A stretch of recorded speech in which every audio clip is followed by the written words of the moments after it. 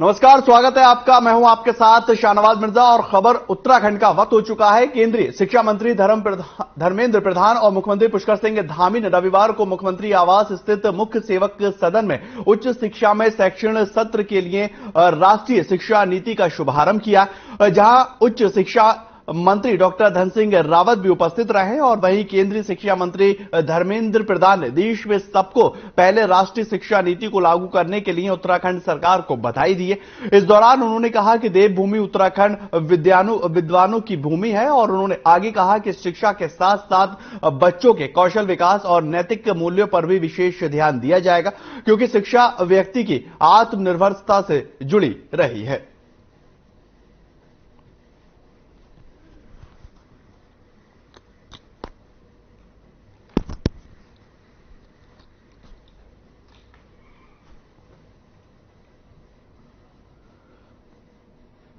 तो वहीं पर सीएम पुष्कर सिंह धामी ने भारतीय जनता पार्टी प्रदेश मुख्यालय के अंदर महीने में एक दिन जनता दर्शन के लिए कार्यक्रम में शामिल होंगे और इस दौरान सीएम धामी ने आम लोगों से सीधे मिलते नजर आएंगे और लोगों की समस्याओं को भी सुनेंगे। और इस बारे में जानकारी देते हुए भारतीय जनता पार्टी प्रदेश प्रवक्ता देवेंद्र भसीन ने बताया है कि यह प्रदेश के इतिहास में पहली बार होगा जब सीएम आम लोगों की समस्या सुनने के लिए प्रदेश कार्यालय में बैठेंगे। उन्होंने यह भी बताया कि जनता दर्शन को लेकर कार्यक्रम की रूपरेखा तैयार हो चुकी है।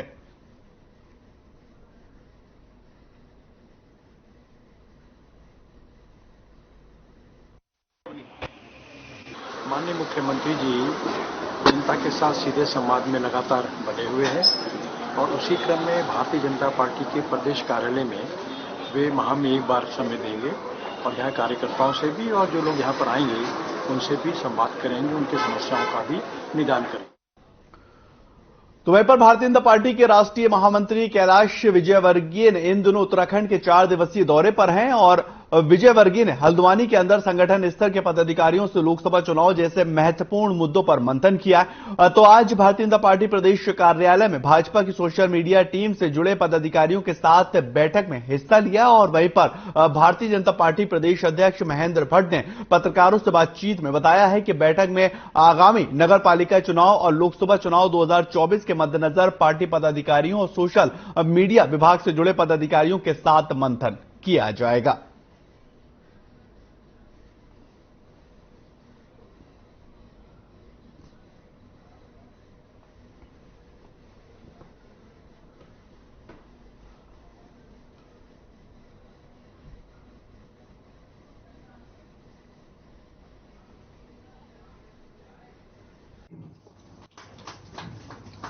राष्ट्रीय महामंत्री प्रवास उधर राज्य में कैलाश जी हमारे राज्य में आए हैं। कल वो पहुंच गए हल्द्वानी और कुमाऊं क्षेत्र की बैठक होनी है, हमारे बूथ स्तर की बैठक होनी है। आज यहाँ पर हमारे सोशल मीडिया है, प्रदेश के पदाधिकारी हैं, इसके साथ साथ मंत्रियों के साथ बातचीत।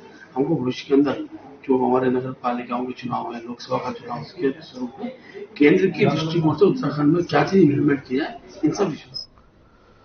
तो वहीं पर भारतीय जनता पार्टी के राष्ट्रीय महामंत्री कैलाश विजयवर्गीय ने भारतीय जनता पार्टी पदाधिकारियों के साथ बैठक की है और इस दौरान मीडिया से मुखातिब होते हुए भारतीय जनता पार्टी प्रदेश अध्यक्ष महेंद्र भट्ट ने जानकारी देते हुए कहा है कि जो भी बैठक हुई है उसमें अभी तक संगठन की प्रगति पर चर्चा की गई है। अध्यक्ष ने यह भी कहा कि सोशल मीडिया का समाज में बहुत बड़ा प्रभाव है और सोशल मीडिया में किस तरह के मुद्दे होने चाहिए उन पर भी प्रकाश विजयवर्गीय ने बातचीत की है। आपको बताएं, भारतीय जनता पार्टी के सोशल मीडिया प्रभारी शेखर वर्मा ने कहा कि भारतीय जनता पार्टी का सोशल मीडिया बहुत ज्यादा एक्टिव है और आगे कहा कि राष्ट्रीय महामंत्री को यह बताया गया है कि किस तरीके से हमारा सेल काम किया करता है और जनता तक कैसे हम अपनी बात को पहुंचाते हैं।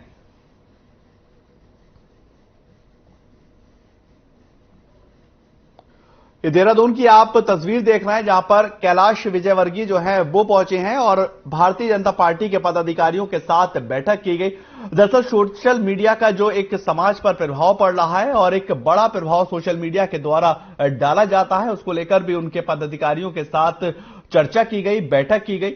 2024 लोकसभा चुनाव के मद्देनजर भी उत्तराखंड के लिहाज से काफी महत्वपूर्ण हो जाता है और उसी कड़ी में कैलाश विजयवर्गीय ने वहां पर अपने कार्यकर्ताओं से, पदाधिकारियों से बातचीत की है कि उत्तराखंड के लिहाज से 2024 में हम किस तरह से जनता के बीच में जाएंगे और जो राज्य और केंद्र सरकार की महत्वाकांक्षाएं, उपलब्धियां हैं वो जनता तक बताएंगे और उन तमाम उपलब्धियों को जनता तक लेकर जाएंगे।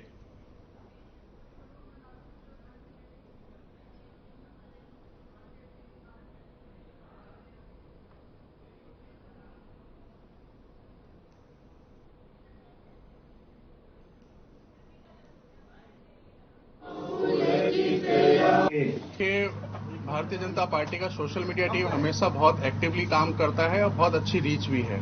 तो किस तरीके से आज एक संगठन की बैठक थी, पूछा हमारे कार्यप्रणाली किस तरीके से काम हम कर रहे हैं और किस तरीके से लोगों तक अपनी बात हम पहुंचाएं। आज उस बारे में विवेचना हुई और आगे परिणाम आप देखते हैं कि सोशल मीडिया में जिस तरीके से अच्छा एक माहौल हम लोग क्रिएट कर रहे हैं, लोगों का हमें उसमें समर्थन भी मिलता है। तो ये बात आज जग जाहिर है सोशल मीडिया को लेकर भारतीय जनता पार्टी की तरफ से। राष्ट्रीय महामंत्री प्रवास होता राज्य में कैलाश जी हमारे राज्य में आ रहे हैं। कल वो पहुंच के हल्द्वानी और कुमाऊं क्षेत्र की बैठक होनी है, हमारे बूथ स्तर की बैठक होनी है।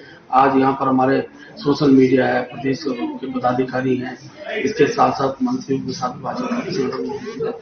हमको भविष्य के अंदर जो हमारे नगर पालिकाओं के चुनाव है, लोकसभा का चुनाव, उसके स्वरूप में केंद्र की दृष्टिकोण से उत्तराखंड में क्या चीज इम्प्लीमेंट किया जाए, इन सब विषयों पर।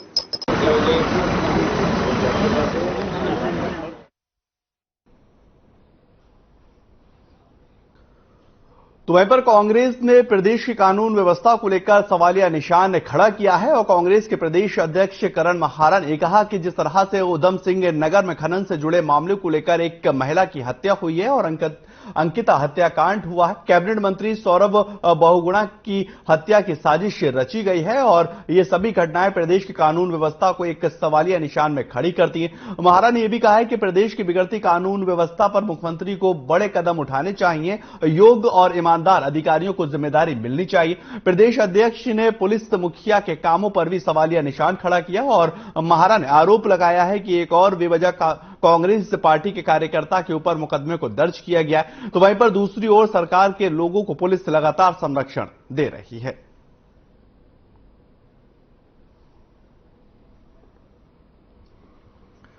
ये देहरादून की खबर आपको बता रहे हैं। करण महारा ने प्रदेश की कानून व्यवस्था को लेकर दरअसल सवालिया निशान खड़ा किया है। कानून व्यवस्था को लेकर उन्होंने कहा कि पूरे प्रदेश और हर एक जिले के अंदर कानून व्यवस्था जो है वो तिरमराती हुई नजर आ रही, चरमराती हुई दिखाई दे रही। उसको लेकर उन्होंने कहा कि प्रदेश के मुख्यमंत्री धामी साहब को कड़े जो कदम है वो उठाने चाहिए। उन्होंने कहा कि जो अधिकारी हैं वो कहीं ना कहीं कानून व्यवस्था के साथ खुद खिलवाड़ करते हैं और एक ईमानदार और निष्पक्ष अधिकारियों को कानून व्यवस्था को दुरुस्त करने के लिए आगे लाना चाहिए और साथ ही साथ कानून व्यवस्था को लेकर गवर्नमेंट जो है वो अपना दायित्व का निर्वहन करे और लोगों को हिफाजत महसूस हो सके, उसको लेकर सरकार कार्य करे।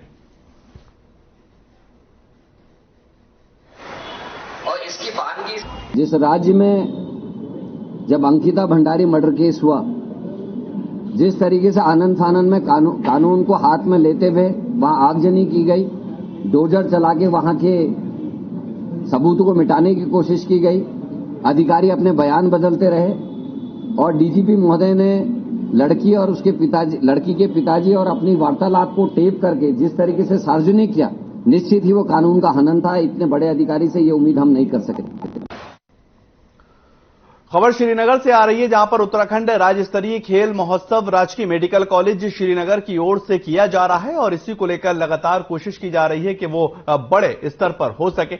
आपको जानकारी दें कि इस महोत्सव में उत्तराखंड स्वास्थ्य विभाग की ओर से मेडिकल की पढ़ाई करने वाले छात्रों के लिए उमंग नाम का खेल कूदो कार्यक्रम का आयोजन किया जा रहा है और आयोजित खेलों को 3 दिनों तक चलाया जाएगा। स्वास्थ्य मंत्री ने कहा कि मेडिकल कॉलेज में हर तरह की सुविधाएं उपलब्ध कराने के प्रयास किए जा रहे हैं और सरकार की ये कोशिश है कि MCI के मानकों पर राज्य के सभी मेडिकल कॉलेज खरे उतरे और साथ ही साथ स्वास्थ्य मंत्री ने यह भी कहा कि अब से प्रत्येक साल राज्य के मेडिकल कॉलेज में खेल महोत्सव उमंग का आयोजन किया जाएगा।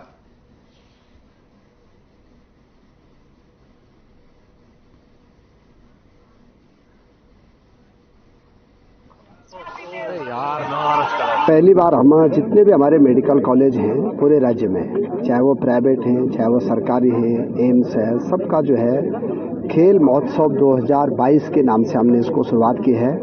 और इसकी शुरुआत जो है श्रीनगर मेडिकल कॉलेज से आज शुरू हो रहा है। ये 3 दिन लगातार चलेगा और अब हर साल हम किसी न किसी मेडिकल कॉलेज में बच्चों के खेल महोत्सव के कार्यक्रम किया जाएंगे, जिसको कि उमंग के नाम से जाना जाएगा। Medicine and toxicology.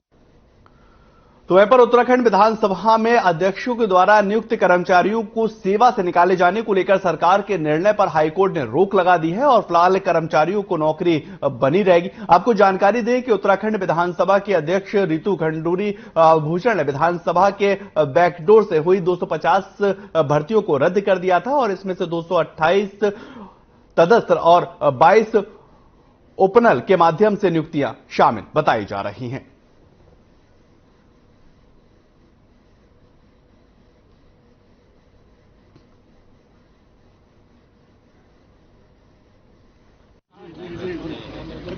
क्योंकि हाईकोर्ट का विषय अभी क्यों माननीय जो लोग विधानसभा के अध्यक्ष हैं ज्ञानेन्द्र जी ने कहा कि उसके बाद ऐसी चीजें आएंगी, उसकी पूरी कोर्ट की जो आदेश है वो अध्ययन करेंगे, उसका निर्णय होगा।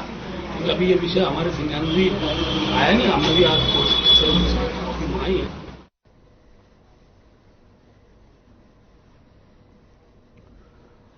तो वहीं पर भारतीय जनता पार्टी के पूर्व विधायक और भारतीय जनता पार्टी के प्रदेश उपाध्यक्ष देशराज करनवाल ने प्रेस कॉन्फ्रेंस करी है और आपको जानकारी दें कि प्रेस कॉन्फ्रेंस में बीडीएस मेंबर के शपथ ग्रहण को लेकर जानकारी दी गई।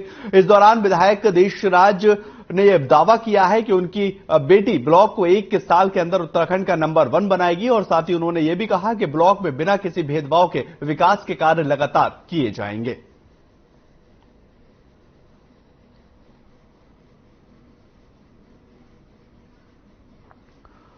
आपको बताएं बीडीसी मेंबर के शपथ ग्रहण की जानकारी दी गई और साथ ही साथ देशराज का यह बयान, उन्होंने कहा कि मेरी बेटी जो है वो ब्लॉक को 1 साल के अंदर नंबर 1 बनाती हुई नजर आएगी और प्रदेश उपाध्यक्ष हैं देशराज और बीडीसी मेंबर के शपथ ग्रहण को लेकर ये जानकारी देते हुए नजर आए, क्योंकि ब्लॉक को डेवलपमेंट करने को लेकर लगातार कोशिशें की जा रही हैं और हर एक स्तर से प्रयास से किया जाता है। उसी को लेकर उन्होंने दावा किया है कि जो उनकी बेटी है वो उसको विकास की राह पर लेकर जाएगी।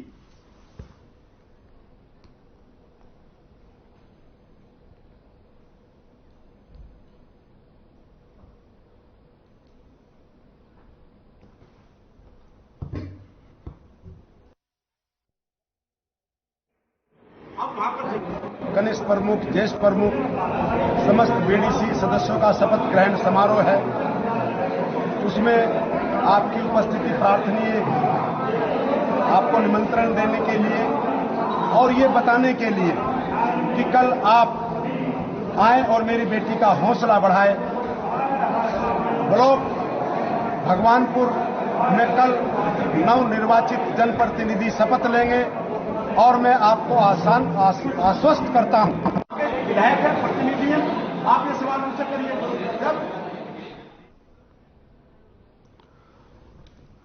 आपको बताएं कि बीडीसी को लेकर ये बड़ी जानकारी दे रहे हैं, जहां पर मेंबर के शपथ ग्रहण की जानकारी दी गई और उन्होंने कहा कि मैं ये आश्वस्त करता हूं कि जो उनकी बेटी है वो ब्लॉक को 1 साल के अंदर डेवलप कर देगी। और देशराज करनवाल का ये बयान, प्रदेश उपाध्यक्ष हैं और उन्होंने साफ तौर पर कहा कि जो विकास में एक रोड़ा अटका हुआ है उसको दूर किया जाएगा और जो उनकी बेटी है वो विकास के पहिए को आगे बढ़ाएगी।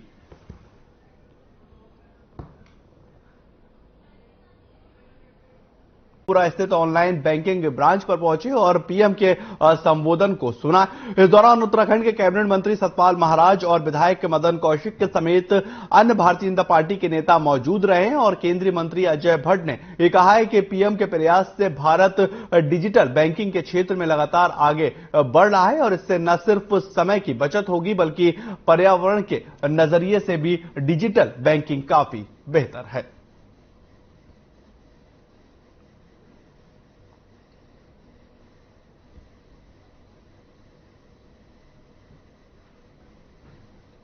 प्रगति के ग्रामीण को, हमारे गांव के नागरिक जितनी तेजी से सारे संसाधन उपलब्ध कराए उसी का परिणाम है कि आज जो देश नंबर 1 पर माने जाते थे डिजिटल लेन देन में, वो हमसे पिछड़ गए हैं। आज हमारा देश सबसे आगे है। बहुत सारी सुविधाएं हैं, इससे बचत होनी है, कागज बचना है, कई चीजें, समय बचना है, कतारों में खड़े नहीं होना है। कि माननीय प्रधानमंत्री जी ने 75वीं डिजिटल बैंकिंग इकाइयों को 75 जिलों को जोड़ते हुए ये समर्पित किया राष्ट्र को। ये अपने आप में बड़ा अभिनव प्रयास है और इस प्रयास से सामान्य मानवीय को डिजिटल टेक्नोलॉजी से माननीय प्रधानमंत्री जी ने जोड़ दिया। ग्रामीण को, हमारे गांव के नागरिक, गरीब तक सब्सिडी का पैसा तो कुछ अब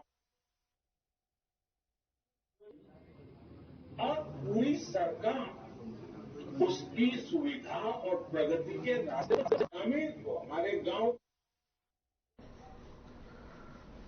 तो वहीं पर उत्तराखंड परिवहन महासंघ की ओर से एक कार्यक्रम का आयोजन किया गया है, जिसमें क्षेत्र के 100 से अधिक आशा कार्यकर्ताओं को सम्मानित किया गया। जहां पर आशा कार्यकर्ताओं ने ये बताया है कि जनहित में जरूरतमंदों को और ज्यादा बेहतर स्वास्थ्य सुविधाएं उपलब्ध कराने का संकल्प लिया गया। और इस दौरान उत्तराखंड परिवहन महासंघ के अध्यक्ष सुधीर राय ने बताया है कि ये कार्यक्रम शिक्षा और चिकित्सा के क्षेत्र में जरूरतमंदों की मदद करने वाले हंस फाउंडेशन के संस्थापक माता मंगला देवी के प्रेरणा को लेकर किया गया है।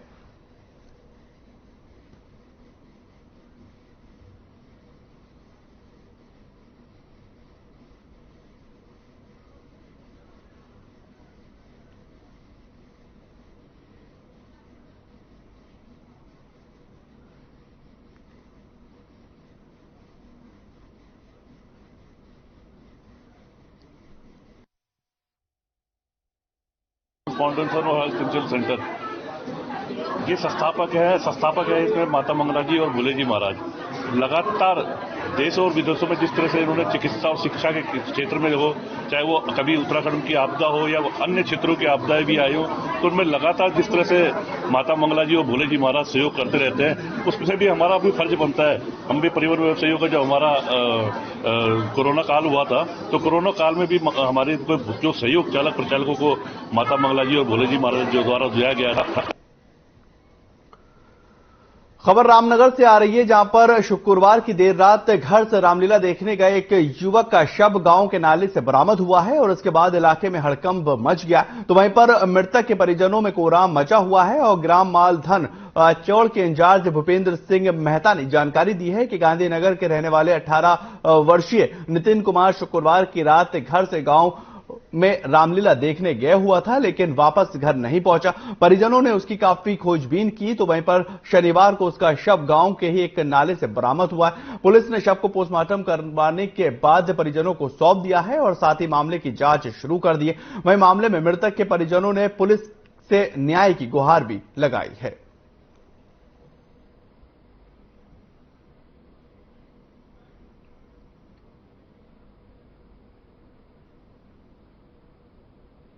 किसी ने करंट लगाया था तार, तो उसमें उलझा, उसने लाश को वहां से खींच के नाले में, नदी में, गारे में दफनाया था उन्होंने वहां पे। तो हमें परिजनों को ही डेड बॉडी मिली, सूचना हमने पुलिस अधिकारी को दी जो मौके में पहुंचे वहां पे। उसके बाद हम पोस्टमार्टम 3 बजे से यहाँ पे रुके हैं, अभी तक हमारा बच्चों का पोस्टमार्टम नहीं हुआ है। हम काफी परेशान हैं। तो वहीं पर खबर अब जसपुर से है, जहां पर न्यायालय के आदेश के बावजूद भी सुरेंद्र चौहान के खिलाफ धोखाधड़ी का मुकदमा दर्ज किया गया है। और आपको बताएं, जानकारी के मुताबिक सुरेंद्र चौहान भारतीय नारी रक्षा सेना के मीडिया सलाहकार हैं और जानकारी के अनुसार 2 महीने पहले सरीना नाम की महिला ने आरोप ये लगाया था कि सुरेंद्र चौहान बेटी की आंगनबाड़ी में नौकरी लगवाने के एवज में 1.5 लाख रुपए लिए थे और 2 साल बीत जाने के बावजूद भी नौकरी नहीं लगी, ना ही पैसे वापस मिले हैं। और इसी के चलते महिला न्यायालय की शरण भी ली। और वहीं एसएसआई अनिल जोशी ने बताया है कि कोर्ट के आदेश आने के बाद सुरेंद्र चौहान के खिलाफ केस दर्ज कर मामले की जांच की जा रही है और जांच में जो भी तथ्य सामने आएंगे उनके अनुसार कार्रवाई की जाएगी। ये जसपुर की आपको खबर बता रहे हैं, जहां पर सुरेंद्र चौहान पर मुकदमा दर्ज हुआ है और नौकरी लगवाने के एवज में 1.5 लाख रुपए की मांग की गई थी। और धोखाधड़ी का यहां पर जसपुर पुलिस ने मामले को दर्ज किया है। दरअसल 2 साल बीत जाने के बावजूद भी नौकरी नहीं लगी है और उसके बाद जो परिजन है वो काफी ज्यादा परेशान हो गए और उसके बाद उन्होंने एक मुकदमा दर्ज करवाया कि हमारे साथ धोखाधड़ी हुई है और 1.5 लाख रुपए का जो फ्रॉड है वो इस शख्स ने किया और धोखाधड़ी का मुकदमा दर्ज कर आगे की कार्रवाई अब पुलिस कर रही है।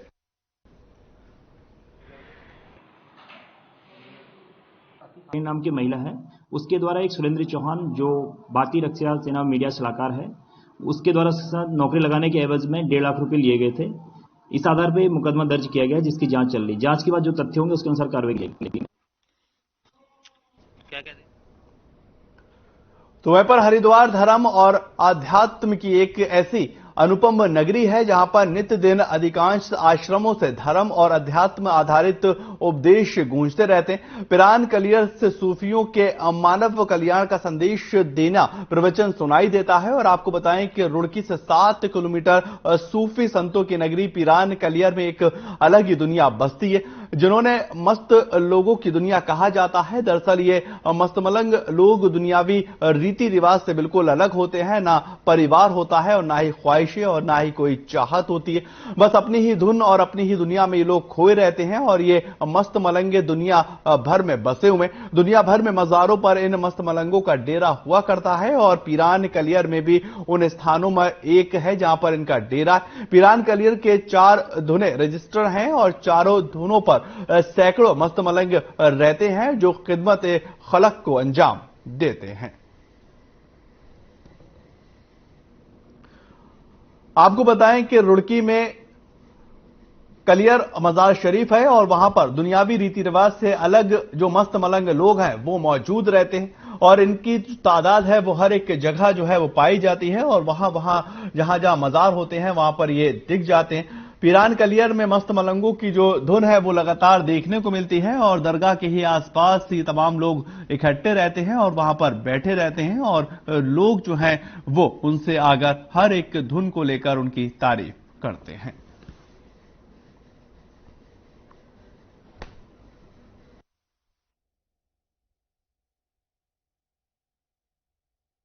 हिंदुस्तान चारों तरफ घूमते हम सैयद अहमद कबीर के फकीर लोग हैं। हम लोग ये राती में रफाइया करते हैं, हर उरूस हर संदल में जाते हैं। जहाँ भी जाते हैं हम अपना कर्तव्य दिखाते हैं, हम अपने कर्तव्य से जाने माने जाते हैं, हम अपने कर्तव्य से मानते लोग हैं। हमारे को आँख का जरफ है, गले का जरफ है, सल्लल्लाहु मोहम्मदी है जो हमारे कर्तव्य है। मौला पंजतन के सैयद अहमद कबीर गौश पाक पीराने पीर दस्तगीर मौला पंजतन के नाम का जरफ रखती है और उसकी जगह से हम लोग को जो नजराना मिलता है। चलिए फिलहाल इस बुलेटिन में इतना ही। नमस्कार।